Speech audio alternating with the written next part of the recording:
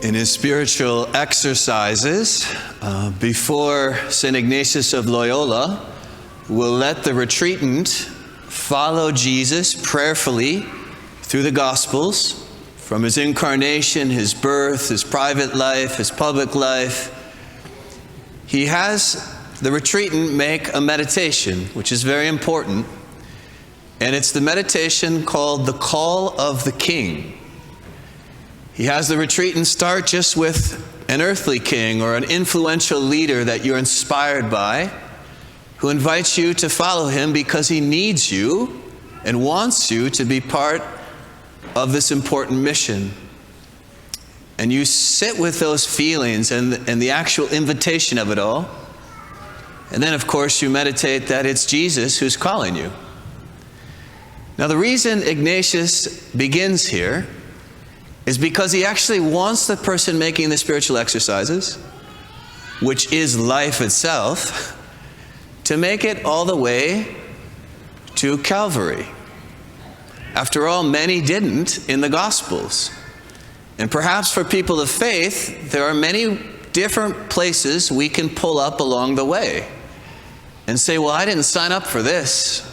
I imagined it following Jesus would have been different. But even more to the point, for St. Ignatius, he says, when you make it to Calvary, it's the place of truth, of ultimate seeing, like, why am I here? Why do I have breath? Where am I going? Ignatius will say that is when we experience the grace of what he calls the first principle and foundation. Here's how he puts it. It's what we get from being with Jesus here, the King. Why am I here? Why are you here? We are here to praise, reverence, and serve God, and so to save our soul. And everything else in creation has to be used or not used to that end. It's that simple. And St. Ignatius would say, when we begin to learn this, we experience freedom. And he names a few places in our life. First of all, we're free from worrying about our health and how long we'll have it. We're free from honor and dishonor. And he says we're even free with our things. You heard me speak last Sunday about what I see God doing here and inviting you to conceive of your life as stewards, ordering everything for the sake of the mission and to participate in that. And this Sunday, I want to share my time, which I imagine doing every year, with some parishioners who can speak to their own journey of faith, to offer a little witness of how they have arrived at this place and how they've experienced the Lord in it. So I'm so grateful this morning to have Kevin and Beth Lefebvre, who will share with us on their gift of stewardship.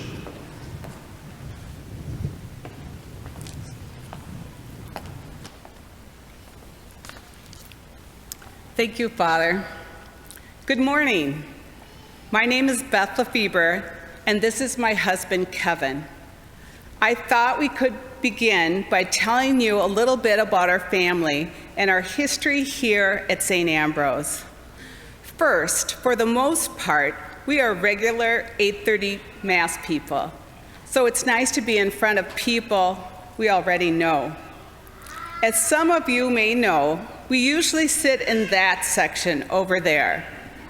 Kevin is a creature of habit and is not really interested in change.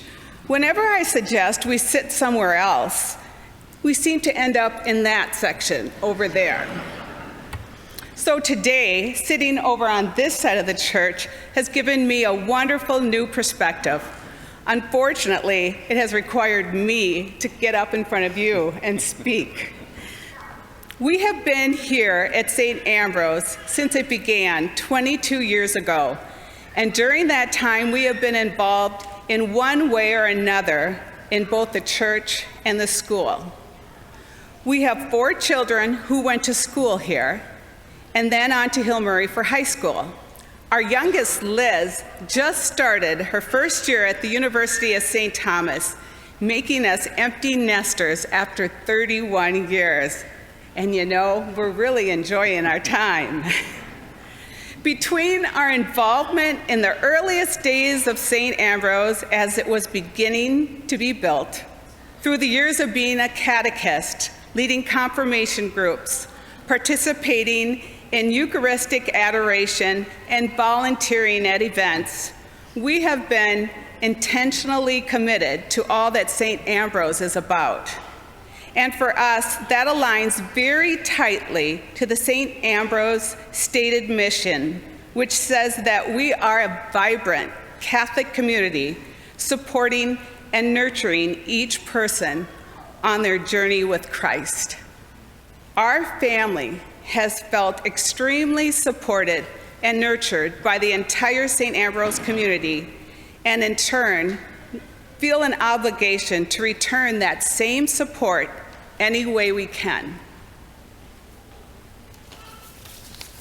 For Beth and I, when we think about how we've been supported by St. Ambrose, it becomes a very encompassing list.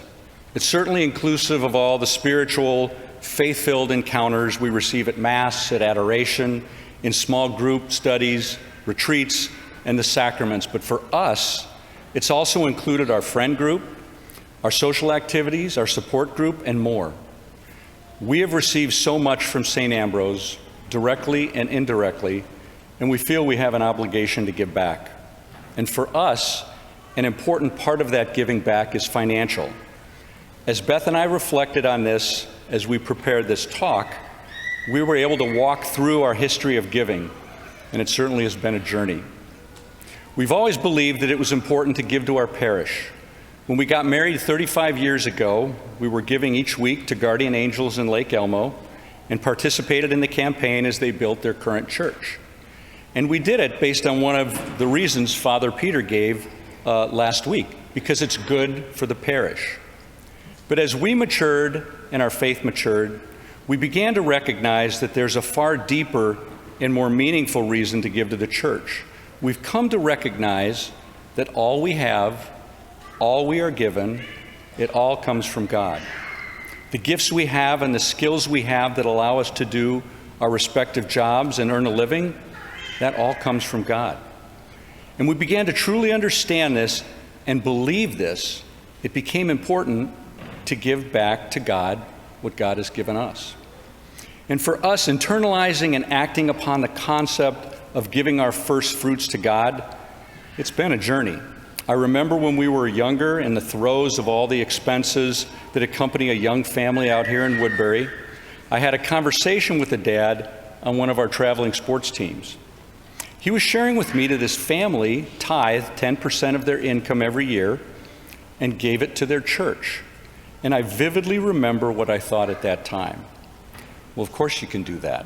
You own a successful company, you make way more money than I do, and it probably isn't even a sacrifice. What I came to learn over time is that it certainly was a sacrifice for him, and he clearly had things in the right order. But for us, that took time. Over the course of my career, I've been in sales or management, and our income has been based primarily on commissions and bonuses. With that, there's been average years, there's been better years, along with some not so great years. It took us time to recognize that regardless of the circumstance, we still needed to give to God what was God's. And that can require meaningful and difficult decisions. A few weeks back, we heard the gospel where Jesus had an interaction with a rich young man and said to him, "Go, sell what you have and give to the poor, and you will have treasure in heaven. Then come follow me." And we were told that the man went away sad. And I thought, well, of course he did. Most of us would. That's a lot to ask. We're never told if the man actually did what Jesus asked, but the message certainly resonated with us regarding the challenge, the requirement, and the reward. It's very clear what we are asked to do. For Beth and I, during our journey of faith, we've come to believe clearly that God's purpose for us is to join him in heaven for eternity. And everything required to make that happen is spelled out clearly by Jesus in the Gospels. There's a well-defined map. All we have to do is follow it. And one of the requirements is to share back to God unconditionally what He has unconditionally shared with us. Like Father said last week, it's biblical. For quite a few years now, Beth and I try to give a specific percentage of our income to charity. Over the years, as our faith has increased, we've become more intentional about where we give.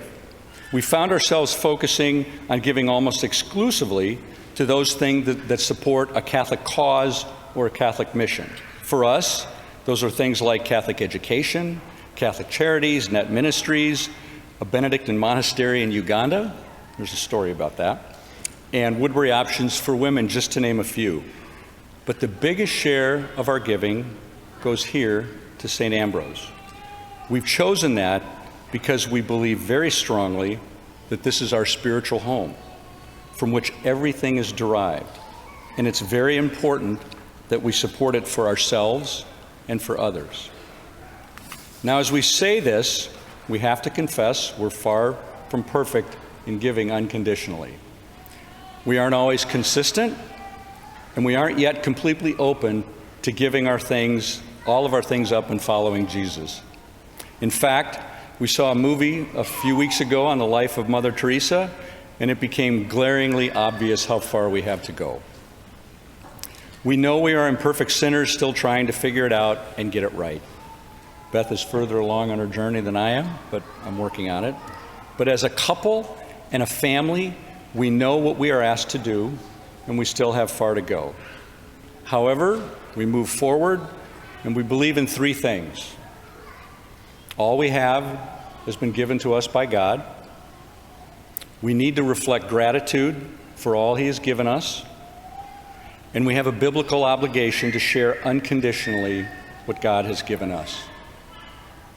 Each of us here have our own unique stories, circumstances, situations that are impacting our lives and our financial positions and our ability to give. What Beth and I have learned is that through regular prayer, gratitude, sharing, trusting in God's plan for us, and giving financially, our relationship with God has strengthened, our relationship with our family has been strengthened, and certainly our relationship with us has been strengthened. We get more out of Mass, and we get more out of St. Ambrose. That's just a bit of our story and our journey. For us, there's been a very direct correlation between our faith increasing, giving sacrificially, and our faith increasing. It's all very interconnected. And we would invite you to consider Father Peter's invitation from last week to begin giving a percentage of your income. Or if you do that, commit to increasing the percentage of your current giving to St. Ambrose. It takes trust and it takes confidence in God, but Beth and I can confidently say that it will be a decision that you will never regret. So thanks for your time this morning.